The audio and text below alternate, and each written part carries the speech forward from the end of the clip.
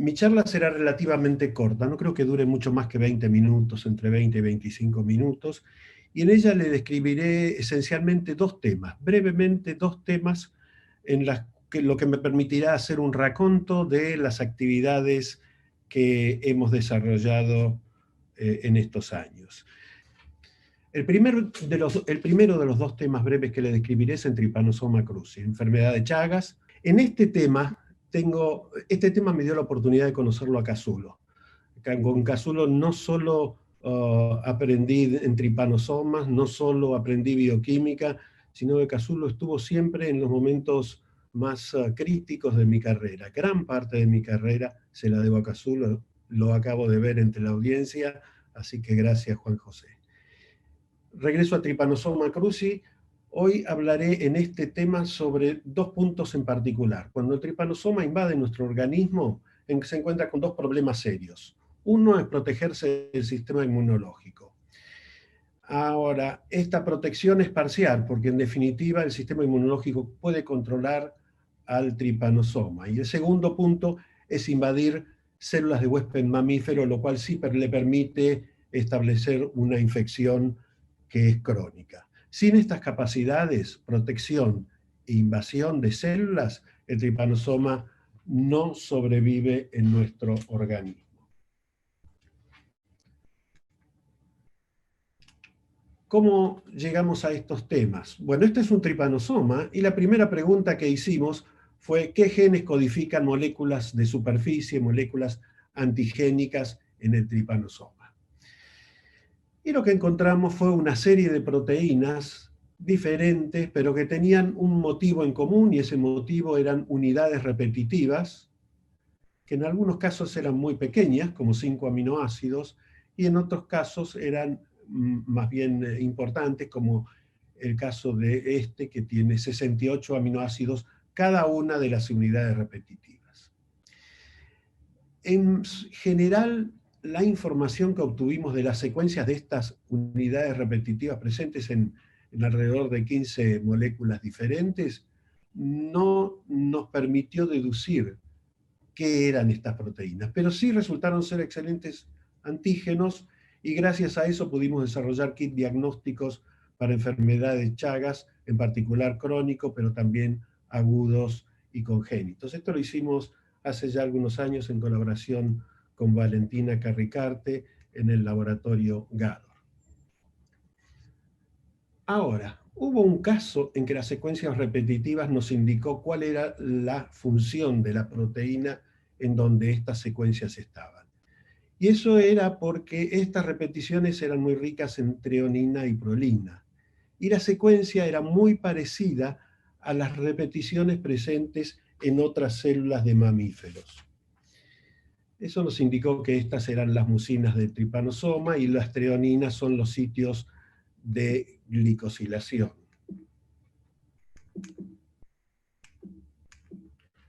Tengo algún problema, no puedo... Ahí está. Estas son las mucinas del Trypanosoma cruzi. Y las mucinas del Trypanosoma cruzi son importantes porque están completamente rodeando el parásito y le generan una cubierta protectora.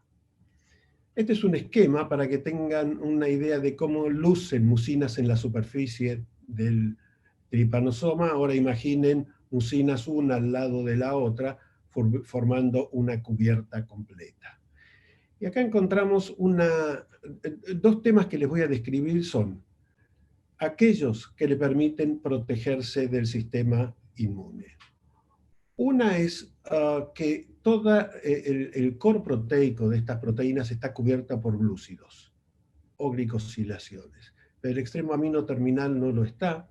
Eso está expuesto al huésped y esa exposición al huésped la soluciona siendo hipervariable, de manera tal que confunde la respuesta inmunológica, y esto es un tema para hablar durante un rato. Piensen que hay aproximadamente 600 glicoproteínas mucinas diferentes, todas con un extremo amino terminal diferente.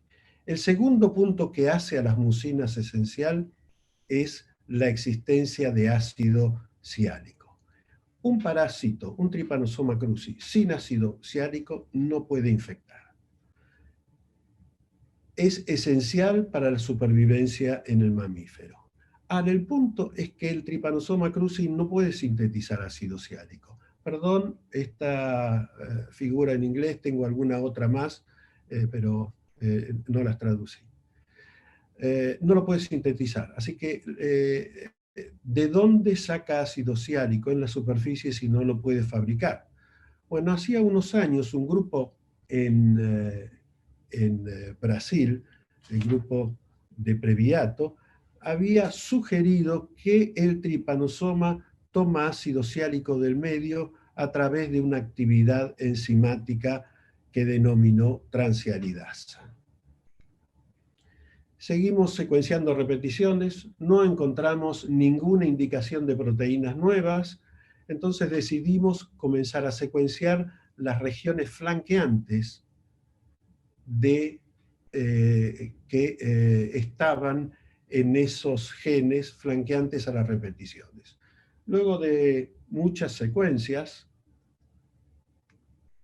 encontramos unas secuencias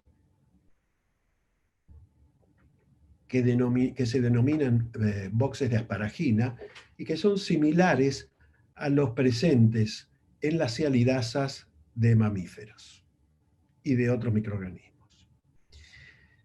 Si eran cialidasas, o sea, eran capaces de hidrolizar ácido ciálico, eventualmente podrían ser también transcialidasas, o sea, la enzima que le permite transferir a moléculas del parásito ácido ciálico y protegerlo.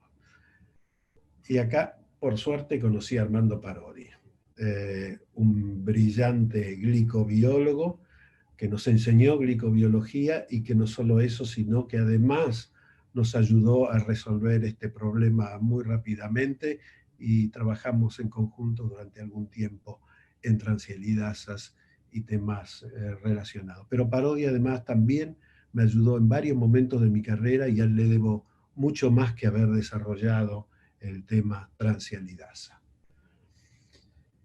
Este es un resumen. El gen que habíamos, o los genes que habíamos identificado, realmente correspondían a una enzima transialidasa.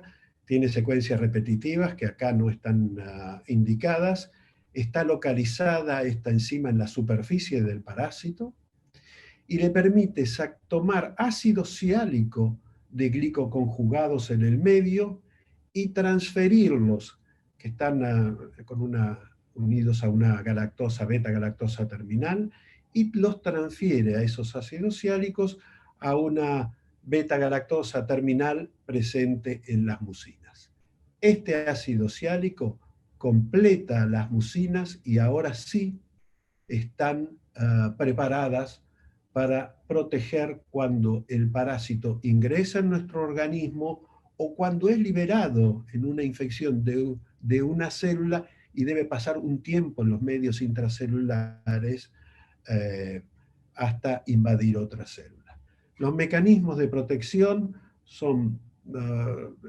han sido parcialmente estudiados, en parte por la carga del ácido ciálico, y también por la capacidad que tiene de obstruir y tapar otros epitopes que son altamente antigénicos y que también están presentes en la superficie del parásito. Les mencioné que, al igual que mucinas, que hay un montón de genes y que se han especializado en tener una región hipervariable para de alguna manera evadir la respuesta inmune, el caso de las transialidasas también hay docenas de genes, si no cientos de genes, con muchos de ellos con actividad enzimática. Muchos de ellos transfieren ácido ciálico. Pero la existencia de muchos genes permite variabilidad y mutaciones y selección de nuevas actividades que eventualmente les sirven o constituyen una selección positiva evolutivamente para el parásito. Y les voy a mostrar un ejemplo de esto. Entre estos cientos de genes, hay varios que tienen una mutación en una tirosina 342. Esta tirosina es la tirosina catalítica de la transialidasa. Cuando eso ocurre, cuando esa mutación ocurre, la actividad enzimática se pierde, pero no pierde la capacidad de fijarse a ácido siálico. Estas transialidasas inactivas, en definitiva, son una especie de lectina de ácido siálico. Y recientemente se demostró que esa capacidad de unirse a la superficie de la célula facilita la invasión por parte del Trypanosoma cruzi. El segundo proceso que yo les dije de los dos esenciales para la supervivencia del parásito en un mamífero. Ambas mediadas por esta enzima o por enzimas inactivas. Esto es una célula de un eucariote con docenas de tripanosomas, estos puntos negros, en su interior. Esta invasión mediada por esta molécula sin actividad enzimática, pero siendo lectina. Lo que les mencioné muy brevemente demuestra que la transialidasa es sin duda un factor de virulencia. No les dije, pero ahora sí lo hago, está solamente en tripanosomas. Y dado que es un factor de virulencia y está solamente en tripanosomas, es un blanco ideal para el desarrollo de vacunas y quimioterapias. En ese momento nos pareció que era importante obtener la estructura tridimensional. Nosotros podíamos producir proteína recombinante en cantidad, pero obviamente de estructura cristalina no sabíamos nada, así que fuimos con nuestra proteína a diferentes grupos de investigación. Finalmente logramos que Pedro Alzari, un argentino experto cristalógrafo en el Instituto Pasteur de París, aceptase colaborar en el tema. Perdón que haga esta interrupción, pero me siento raro hablando con una pantalla sin saber si ustedes me están escuchando. ¿Me escuchan? Se está escuchando perfectamente. Muchas se escucha gracias. Y se ve perfectamente. Muchas gracias. Finalmente obtuvimos, gracias a Pedro, la estructura tridimensional de la transialidasa. La estructura general es igual a la de cualquier sialidasa, tiene un dominio catalítico y un dominio tipo lectina. La diferencia con las sialidasas está obviamente en el sitio activo. Este es el sitio activo de la transialidasa. Esto es el complejo ternario. Está la enzima, el sitio activo de la enzima, está un inhibidor de DANA, que a los fines prácticos se llama DANA, a los fines prácticos es como si estuviesen mirando al ácido siálico, y finalmente una galactosa terminal en lactosa, que es la galactosa aceptora del ácido siálico a ser transferido.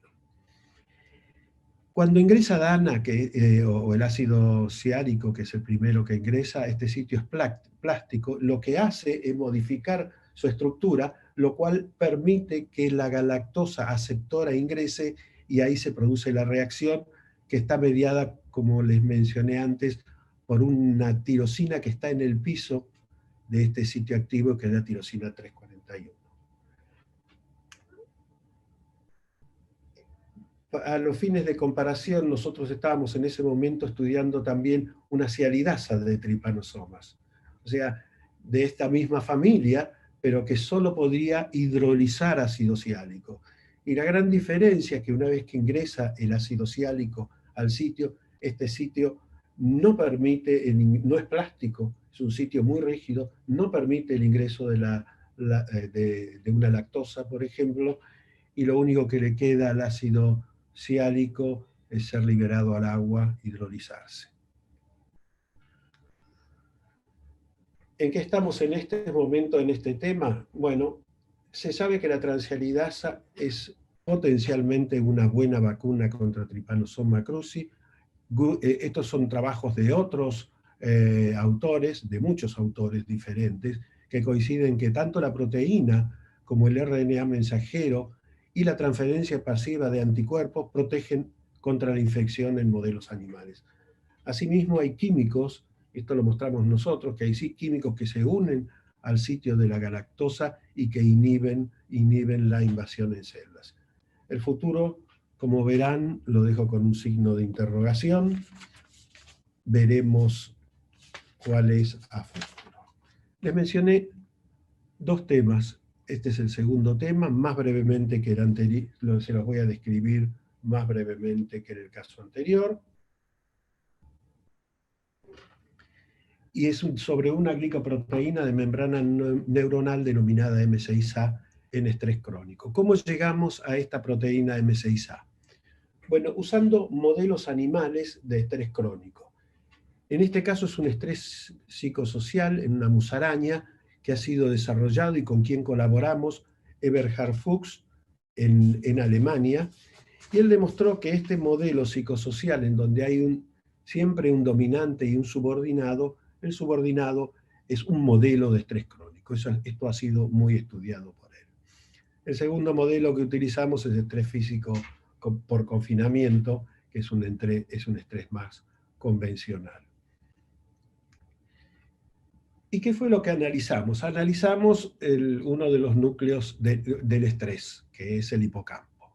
Y en el hipocampo, analizando animales controles contraexperimentales, encontramos que en los animales afectados por estrés crónico, medido de otra manera, pero confirmado que ese estrés crónico ocurría, encontramos una serie de proteínas que aumentaban o disminuían con respecto a controles. Se expresaban más o se expresaban menos. Todas ellas eran muy conocidas y en realidad muchas de ellas nos sirvieron para confirmar que estos animales estaban como factores neuronales, por ejemplo, estaban realmente estresados. Pero entre esas proteínas encontramos una de la cual se sabía poco o nada y que nunca había sido relacionado con estrés. Por lo tanto, seguimos analizando esta proteína. No sé si Hugo se acordará, pero una de las primeras cosas que cuando lo vi hace ya muchos años, algunos años, en mostrarle células que cuando las transfectaba con M6A comenzaban a expresar en cantidades importantes extensiones. Y esta es una neurona, cultivo primario de neuronas, transfectadas con la proteína M6A y con la proteína verde fluorescente, y lo que se ve, y demostramos midiendo, haciendo diferentes medidas en diferentes células, es que tanto la sobreexpresión como la subexpresión de M6A permiten demostrar que están involucradas en crecimiento de neuritas, en formación de espinas y filopodios y en la formación de sinapsis. La glicoproteína M6A es una glicoproteína de membrana que tiene 4 dominios transmembrana, 2 loops extracelulares y 3 regiones intracelulares. Utilizando los fenotipos que les mostré o que les indiqué en la figura anterior, construimos una cantidad importante de mutantes que nos permitió demostrar, por ejemplo, que el loop extracelular mayor es importante para su función. Si lo mutamos, no tenemos actividad de extensión de neuritas, de crecimiento de filopodios o de aumento de sinapsis. Algo similar ocurrió con los dominios transmembrana, probablemente porque estos, no probablemente no seguro, porque ellos requieren de una interacción entre ellos y quizás con alguna proteína externa en la membrana. De los 3 dominios intracelulares, el dominio que es imprescindible para la actividad de M6A es el carboxilo terminal, los otros 2 no son necesarios. Y este carboxilo intracelular tiene, por ejemplo, aminoácidos sin los cuales se pierde la actividad totalmente, como una tirosina 251 y interacción con algunas otras proteínas. Estos loops extracelulares interaccionan con una serie de ligandos y eso nos llevó a pensar y a considerar como posible hipótesis de trabajo que M6A es un receptor para algún ligando extracelular que traduce la señal a través de su carboxilo terminal. Este es el proyecto de trabajo, pero todavía no está en lo más mínimo probado. Lo que sí fue interesante fue ver que en esos momentos aparecieron varios trabajos que demostraban, tanto en humanos como en animales, que M6A estaba relacionada con trastornos emocionales. Por ejemplo, la duplicación del gen en humanos, en un caso que encontraron en humanos, produce alteraciones de aprendizaje y comportamiento. Y SNPs, varios SNPs han sido ligados a esquizofrenia con depresión, depresión bipolar y claustrofobia.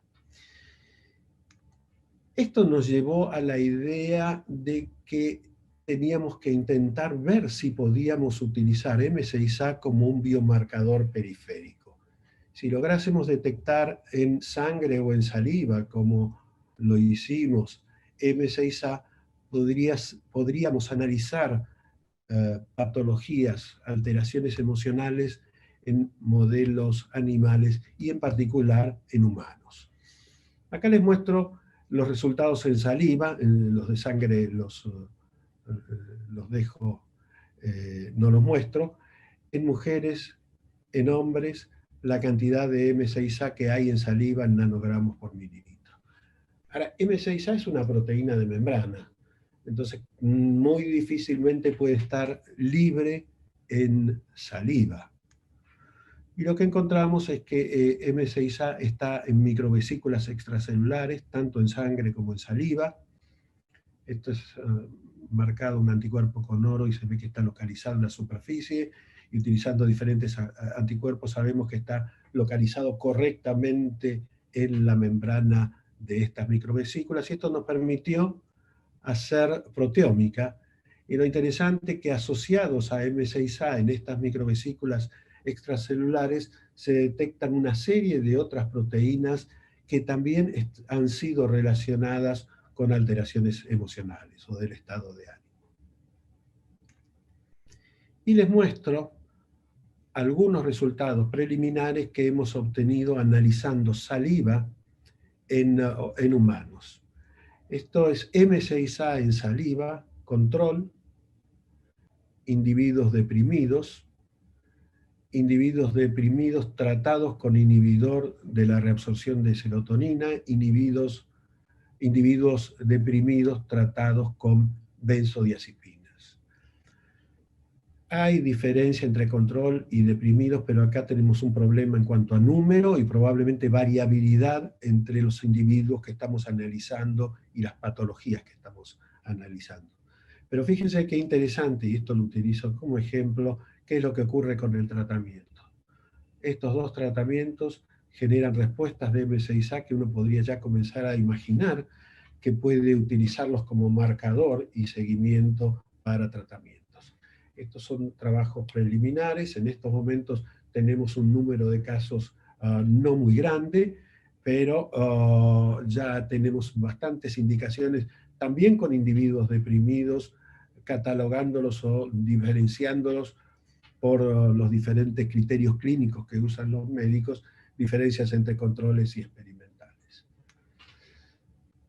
Ya les describí los dos temas brevemente que les quería mencionar, y ahora quiero hacer honor a todas las personas que han trabajado en estos temas, en tripanosomas, en estrés, y las colaboraciones establecidas con una cantidad importante de diferentes grupos de investigación, tanto en el país como en el exterior.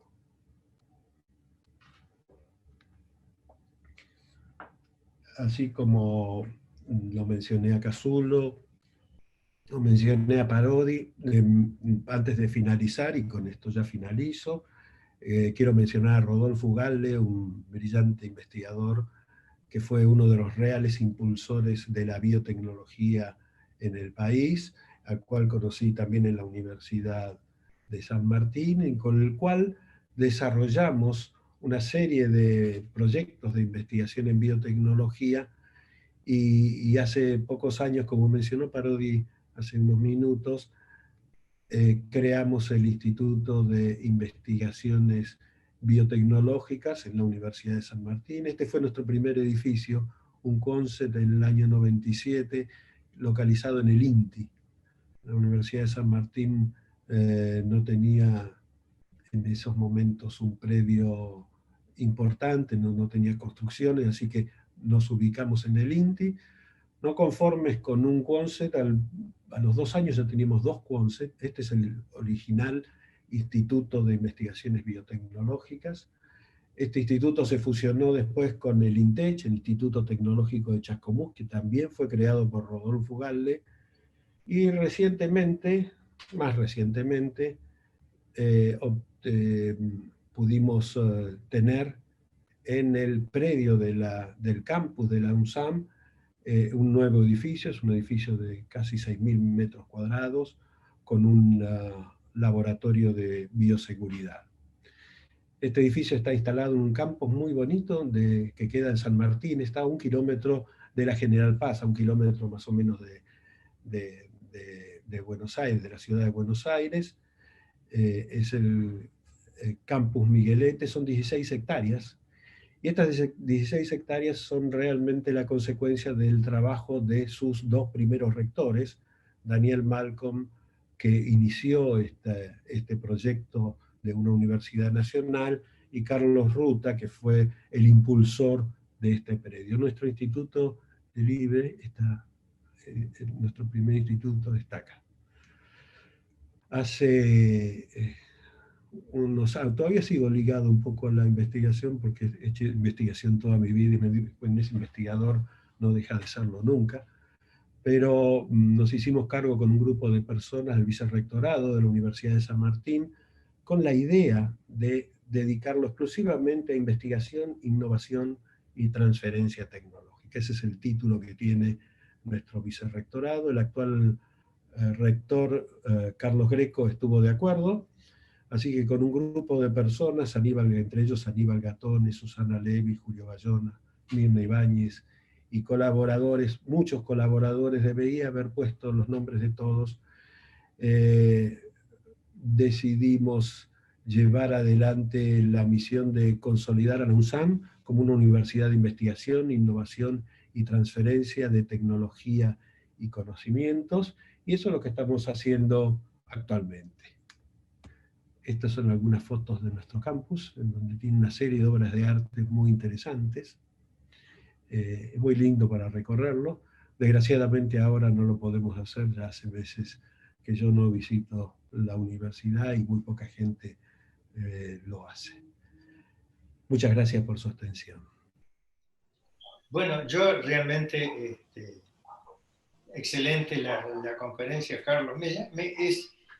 Hay una pregunta que toda la vida me ha dado vueltas por la cabeza, y ¿cómo alguien que ha venido trabajando en un tripanosoma se le ocurrió saltar a una proteína del cerebro y a buscarle una función, incluso una función tan sofisticada como la que están buscando? ¿Eso, hay alguna historia, anécdota alrededor de eso? ¿Cómo fue el semejante salto? Esa es una pregunta muy difícil. Pensaba que me ibas a decir, preguntar algo de biología, que es más fácil, pero esa es difícil. No, es difícil realmente. Yo creo que la gente, como dice algún famoso refrán, uno se cansa de los temas no están nunca terminados, pero a veces uno se da cuenta que se pone a repetir mucho si continúa en exactamente, o por lo menos eso es lo que me pasa a mí en el mismo tema. Y esto sí que es una infidencia, así que no se lo cuenten a nadie, ¿eh? Son 41 personas, así que lo podemos mantener entre nosotros. Cuando era muy joven, yo empecé trabajando en anatomía, y en anatomía no sé por qué siempre me atrajo el sistema nervioso y la disección de los núcleos y cómo un núcleo se comunicaba con otro. Y yo qué sé, debo haber quedado de esa época, y un día tuve la oportunidad, dije voy a hacer la locura, ya era bastante grande, era la locura de comenzar con un tema diferente, y bueno, lo comencé. Al principio tenía mucho miedo, porque digo, cambiar de tripanosoma al sistema nervioso central es más que complicado, pero funcionó. Por lo menos creo que pudimos formar un grupo lindo de gente, hemos establecido relaciones con diferentes personas, y bueno, ya como les dije antes, ya estoy alejado, pero quedó un grupo trabajando en eso, que es digamos, lo importante es los recursos humanos que uno forma a través de su trayectoria, y que quede gente que pueda continuar, si no con el mismo tema, pero por lo menos con el amor por la investigación, que eso creo que es lo más importante en nuestra actividad, ¿no? Mi pequeña pregunta es ahí con la cuestión de la transialidasa y el ácido ciálico y los parásitos. hace un tiempo ya, cuando Hugo Luján estaba haciendo su tesis, nos ocurrió hacer una locura, en la época que los gangliosios estaban estando de moda como presuntos fármacos, y estaba esto de la transialidasa. Entonces hicimos experimentos en los cuales tratamos de inyectar tripanosomas en ratones a ver si anidaban o no conjuntamente con gangliosios. Y la experiencia fue que inhibía muchísimo gangliosios que tienen mucho ácido siálico, la anidación de tripanosomas. Después, claro, las desventuras de los gangliosios que no fueron habilitados como fármacos deshizo todo ese proyecto. Pero te quiero preguntar eso, porque ahora lo que vos mostraste es que la transialidasa más bien está en la invasión y una especie de como de atracar en la membrana para poder penetrarlo, más que necesitar el ácido siálico que lo puede tomar en ese momento o después en los pasos metabólicos posteriores. Yo te pregunto si es posible todavía una cuestión esa, porque lo que estamos haciendo ahora son nanopartículas con pedazos de oligosacáridos que están sialidados, o alternativamente los ácidos siálicos con otros grupos hidrofóbicos para no tratar o de modificar los compuestos naturales. ¿Eso tiene sentido hoy en día todavía? Esa es mi pregunta. Sí, yo no, es que muy poco trabajo sobre eso. O sea, yo creo que tiene sentido, hay que seguirlo probando. Hay muchos compuestos que uno se puede imaginar en estos momentos para probar. Pero hay como vos sabés, también hay muy poca investigación y no hay muchos grupos que estén trabajando en este tema. No sé si te contesté la pregunta o si no. No, sí, me contestó que tiene sentido todavía seguir probando algunas alternativas, sobre todo para la parte de tripanosoma agudo. Sí, sí, el problema es que los agudos generalmente no los encontrás, ¿no? Los encontrás tarde, porque la invasión o es rápido o se muere el tripanosoma. Todo tiene sentido mientras necesitemos encontrar una solución, y dado que todavía no hay una solución definitiva para la enfermedad de Chagas, yo diría que sí tiene sentido. Gracias, muy lindo. Bueno, gracias a vos.